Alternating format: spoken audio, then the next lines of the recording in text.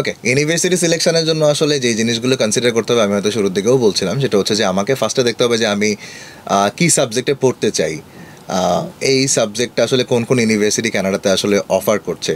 Mostly Bangladesh থেকে স্টুডেন্টসরা যেই সাবজেক্টগুলো চায় এগুলো ম্যাক্সিমাম ইউনিভার্সিটি আসলে করে থাকে, তাদের কোর্স অফার করে থাকে। দেন আসলে আমাকে যে জিনিসটা দেখতে হবে সেটা হচ্ছে যে এন্ট্রি রিকোয়ারমেন্টস যেগুলো আছে, যে academic requirement, language proficiency requirement, সেটা আমার সাথে ম্যাচ করছে কিনা। অ্যান্ড মোস্ট ইম্পর্টেন্টলি হচ্ছে যে টিউশন ফিস যেটা দেওয়া আছে আফটার স্কলারশিপের পরে সেটা আমার জন্য, আমার ফ্যামিলির জন্য আসলে কতটুকু অ্যাফোর্ডেবল ফিজিবল হবে, কিনা, হ্যাঁ। ফিজেবল কিনা।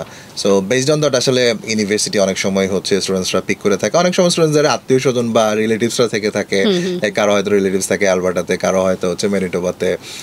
বেসড অন দ্যাট ওইটাও অনেক সময় হচ্ছে ওদের প্রেফারেন্সের মধ্যে থাকে, ওনাদের যে হচ্ছে যে হ্যাঁ আমার রিলেটিভ যেহেতু ওখানে আছে তাহলে আমি ওখানে যেতে পারি। সো এরকম মতোই আসলে ইউনিভার্সিটিটা পিক করে থাকে।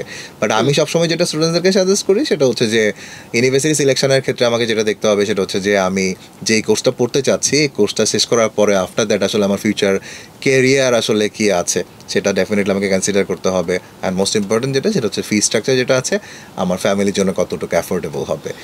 বেসড অন দ্যাট আসলে নর্মাল ইউনিভার্সিটিগুলো পিক করে থাকে। অনেক সময় অনেকের জন্য হচ্ছে ইউনিভার্সিটির র্যাঙ্কিং ম্যাটার করে। সো ডেফিনেটলি আমি যদি যাওয়ার আগে সেই র্যাঙ্কড ইউনিভার্সিটিতে যেতে চাই সেটাও কনসিডারের বিষয় হয়ে থাকে।